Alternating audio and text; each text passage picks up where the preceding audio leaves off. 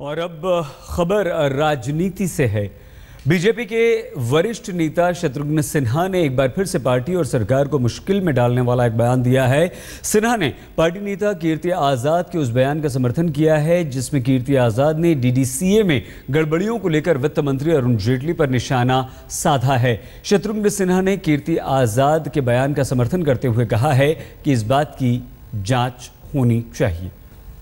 BJP के सांसद हैं कीर्ति आजाद, उन्होंने कुछ आरोप लगाए हैं अरुण जेटली के ऊपर। क्या आपको नहीं लगता कि इनकी जांच होनी चाहिए जो कीर्ति आजाद ने आरोप लगाए हैं? मैंने आरोप की बात अभी नहीं करूंगा। मैं फिलहाल मैं कहूंगा कीर्ति आज़ाद को मैं बहुत मानता हूं, उनके पूरे परिवार की बहुत कदर करता हूं।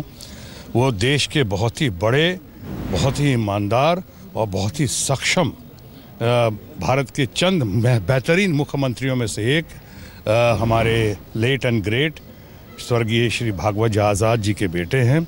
उनका ट्रैक रिकॉर्ड भी अच्छा है, बहुत अच्छे इंसान हैं और मैं उनको बहुत मानता हूं, उनके परिवार को बहुत अच्छी तरह जानता हूं। मैं ये भी जानता हूं कि वो जो कुछ कहते हैं कीर्ति आज़ाद तो सोच समझ कर कहते हैं और सोच समझ कर करते हैं।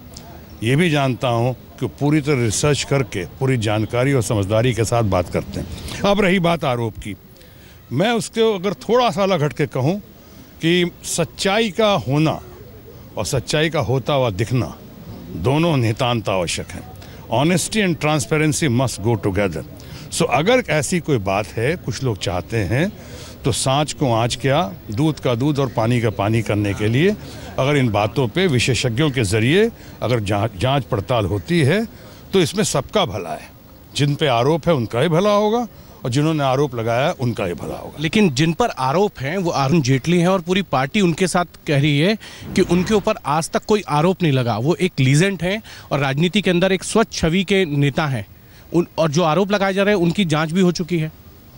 देखिए, मैंने कहा कि मैं इस विषय का विशेषज्ञ नहीं हूँ, लेकिन अगर जहाँ तक बात है कि आज तक किसी भी कोई आरोप नहीं है तो मैंने तो ये भी सुना है लोगों को कहते हुए कि जिस IAS ऑफिसर राजेंद्र कुमार जी की बात हो रही है, जिन पे अभी CBI की जांच पड़ताल हो रही है, पूछताछ चल रही है, वो राजेंद्र कुमार जी के पिछले 27 सालों के करियर में आज तक उन पे कोई दाग नहीं लगा है, आज तक उन पे कोई आरोप नहीं रहा है। ये पहली बार ही जांच पड़ताल हो रही है। तो मैं इसके अंदर कोई और इशारा नहीं कर रहा हूँ। मैं कह रहा हूँ कि ये कोई ज़रूरी नहीं है कि आज तक अगर आँच नहीं लगा तो कल आप पे आँच नहीं लग सकता, कल आप पे आरोप नहीं लग सकता है। मैं तो ये कह रहा हूँ कि जिन पे आरोप लगे उनके लिए भी अच्छा होगा कि जांच पड़ताल के बाद खुलकर सामने आए और उनकी छवि अच्छी होगी। और सर, आपने एक ट्वीट किया था कि ये समय सही नहीं था CBI रेड का अरविंद केजरीवाल के दफ्तर पर।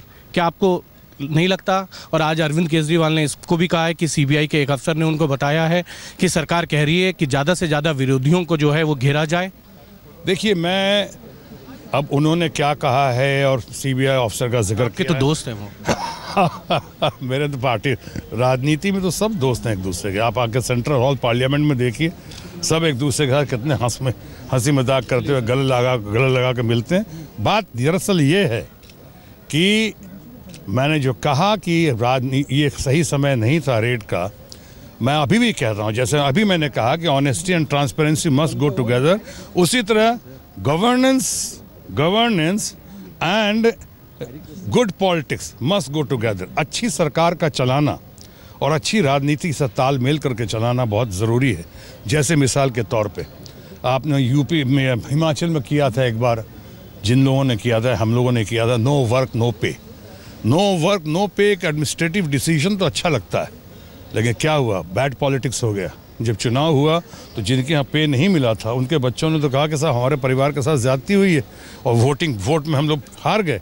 इसीलिए मैं कहता हूं कि आज के दिन जो है, जब मैंने कहा था पॉलिटिक्स में या शो बिजनेस में टाइमिंग बहुत ज़रूरी है। पार्लियामेंट चल रहा है, अगर ऐसा ही हम लोगों ने एडवाइस दिया, ऐसा ही हम लोगों ने किया, काश थोड़ा बाद में करते या बाद में ऐसा होता तो बात इतनी नहीं।